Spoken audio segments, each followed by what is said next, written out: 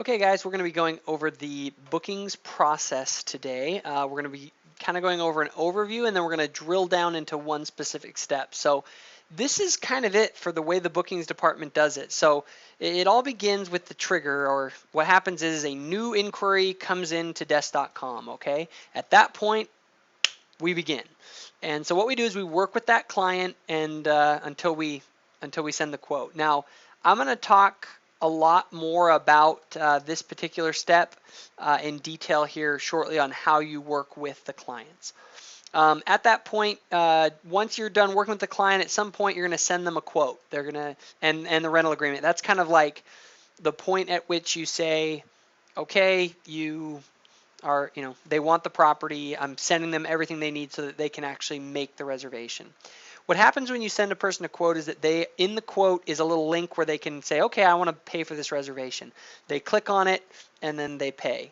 From their perspective, they just talked to someone online. That person sent them a quote where they could pay online. They pay online for their reservation and they're booked. Okay, so at that point, what they do is when they make their payment, they're also required to fill out some screening information. And our system automatically does that. When they click on the Book Now button, first it asks them for their screening information, and then we collect the payment information from them. At that point, the payment then comes to us, and we post that payment. So we're going to take the payment that came in and we're going to post it. What that means is that we are going to go into Streamline and we are going to process the payment. We're going to talk about that a little more in a later video. Next, we fill out a reservation report. Again, we'll go into detail that on a later reservation or on a later video. And then you are responsible for any of the guests that you booked. You are responsible for those guests until checkout. So if they have any questions or any issues, you're going to be their primary point of contact to try and help your clients that you've booked all the way until they leave that house and are a satisfied customer. Okay? When you fill out your reservation report, data will get sent to the accounting department. So this process, just so you know, is meant to serve the customer, your client that you're working with, to make it really easy and efficient for them to find a place that meets their needs and budget. That's your ultimate goal. Okay, and then obviously your other customer or person that you need to help out is Nancy or the accounting department by giving them accurate information. Okay, so now we're going to drill into this step on how do we work with a client. Okay, we're gonna go into depth in that here in just a minute. Where we are is so this is when we're going to start working with someone for the first time. So when you go into desk.com, you're going to find that there's a whole lot of crap that comes in. Okay, you're gonna go through it. Some of them are going to be good leads, and when you find a good lead, you're going to respond immediately. You're going to talk to that person. You're going to make your response to them. You're going to find others that are kind of like, it's somebody who wants one night at Christmas time. And it's like, no one's going to take that. That's a terrible lead. The probability of us booking it is extremely low. So at that point, what you're going to do is you're going to mark that as a weak lead in desk.com. And that kind of lets us know that, hey, this is one that we're going to take care of later. It's not as high priority right now. Okay? You're also going to see stuff that comes in that you need to assign to someone. Now, if there's someone who uses desk.com, then you assign it to them. Okay? If they don't use desk.com, then you forward it to them. By the way, there is a person in desk.com called management. That is not, you do not put that there if it's for me or for your manager or whatever. Management, you never assign anything to management ever. Management is just a tool that we use to be able to sign in. That account is just a sign-in account so we can see what's going on. So if you either assign it to an agent or you forward it to someone who's not in desk.com, okay? Or if it's a receipt or hey, we just got, a payment or, some other piece of random, it's an advertisement, it looks like, mark that as junk, and then it goes to a special folder where management every week or so will go through and look in there and just kind of see if there's anything important. Okay? So that's what you do with things that come in. You never open up an email and do nothing with it. If it's a lead you don't want, you mark it as a weak lead. If it's junk, you mark it as junk, or you forward it to someone else to take care of, or if it's someone that you think you should work with, you respond to them. And I would suggest responding to as many people as you can. The more people that you respond to and start interacting with, the more likely you are to get more bookings. Okay? There's just a certain percentage of people that actually are going to book, and the best way to get a lot of bookings is to talk to a lot of people. So that's my advice. Now, we're going to talk a little bit about what happens with a good lead. So let's say a good lead comes in and the property is available. Well, at that point, you will email them. You can call them or text them as well. I would suggest trying to do all three. I would email someone and then text them if I can. If I can't text them, then I'll call them. And I will ask them if they have any questions about the house. I specifically ask that question for a specific reason, okay? Because I don't want to talk about price. Price is the bad news, okay? No one wants to hear it. It's like, oh, hi, my house is $5,000 a night.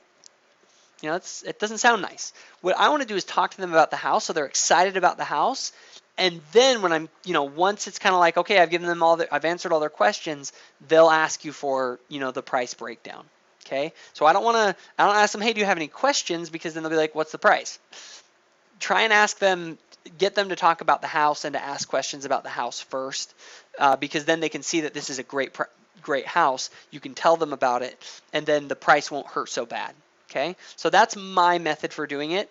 It's worked very well for me, so I recommend it to everyone. Okay, now then you're basically going to be waiting for responses with that person. Now, after I send an email to someone, I always tag it with a follow-up, because if I don't tag it with a follow-up, it's done. I tag it with a follow-up 1. What that does is that makes our system automatically send an email 24 hours later. If that person has not responded, an email automatically goes to that person and says, hey, I just want to see if you're still interested and how you want to proceed. And then it waits another 48 hours and it sends them another follow-up 2, which says to them, hey, are you still interested in finding accommodations for your trip? And so I always respond, put a follow-up on it, and then I know it's going to be taken care of if that guy doesn't respond. If he does respond, it will come back into the inbox, it will have my name on it, and then I'll start corresponding with that person. So you're going to go back and forth with that person. At some point, you're going to send them a quote. Once they get the quote, it's balls in their court, and you're just waiting for them to make the reservation. Okay? You can send someone a quote, and you can put the follow-up tag on it. So again, you're following up with that person who has the quote if they don't respond within 24 hours. Okay? Next, if it's a good lead, like, let's say somebody's booking Hale Ohana for May. May is one of the slowest months of the year. They want 10 days, super high dollar deal, but Hale Ohana is not open. Okay? Well, but there's 10 other big, nice properties that are open for those dates. That's a great lead. You can probably move that person into one of these other properties. So the process is you are supposed to call that person or text them to ask them about their needs and their budget. Now, you can email them as well, but I highly, highly, highly recommend it that you call or text them. Okay, if you are a guest, imagine if you're a traveler. You inquire about a property, it's not open, and instead of getting some annoying email back that just says, oh, sorry, it's not open, you actually get someone who calls you and says, hey, the property's not open, but I have about like 50 other properties in the area. I'm sure I can find something that'll work for you guys. Tell me a little bit about what you're looking for and what price point you want to stay under. As a traveler, you're going to be stoked. You have somebody now who's going to go out and find you properties. I would even say to that person, I'll email you here in about 15 minutes what I find. I'll go and look for it right away. As a traveler, you're stoked. You first thought you weren't going to get a property. Now you have somebody who's an expert that has a ton of properties to offer who's going to send you in 15 minutes an email with all the properties that are open. Okay? Awesome. So at that point, you're going to go in, you're probably going to use Informative Book, you're going to find the available units that meet their needs and their budget, and you're going to send those to them using the Informative Book tool. Okay? Again, the key in this step is that if you have a good lead, but it's not available, well, if I can call them, call them. If you can't, text them and let them know that, hey, I want to know what you're looking for. I have a bunch of other units. I want to email them over to you in the next 15 minutes. Just let me know what you're looking for. I'll send you what we have that'll work. The reason too that you don't assume that you already know. It's like, oh, they asked about Hale Ohana. They want a big property. That a lot of time is not the case. What you want to do is you want to find out first what they need. It's diagnose and then prescribe. Diagnose what they need and then prescribe.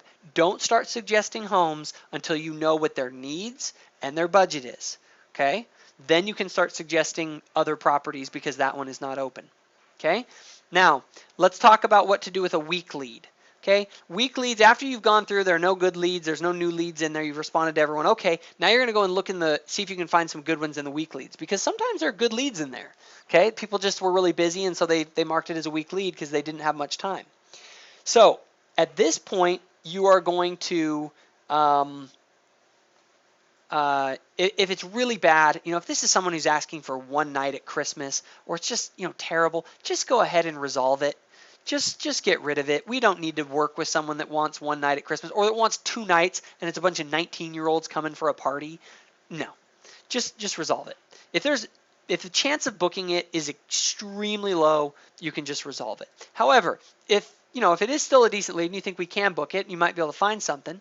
Well, again, usually these are going to be people where the home isn't open. So again, you'll email them. You don't necessarily need to call these ones. They're not really great. So you can just email them and ask them about their needs and budget, and any flexibility that they have with their schedule. And then once you've done that, again, they'll respond back. You can then see if you can find them. The only real difference is that if it's a good lead, you should call them. You should call or text them to ask them about their needs or budget. If it's a crappy lead, if it's not really that great of a lead, it's a 3-night stay for K Aloha or one of our little units, like $100 a night, you don't need to call and spend a lot of time with that person unless you want to. I mean, if you don't have many leads, then go ahead, call everybody you can.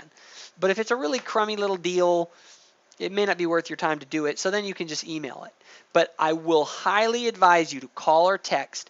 In fact, that's company policy, is that if it's a good lead, you should be calling or texting them if it's not available, and finding out about their needs and budget. Okay? Now, good leads are high dollar, they are or last minute, or they are long stays, or high budget. People that are rare to find, or someone who's filling a gap really well. Those also are good leads.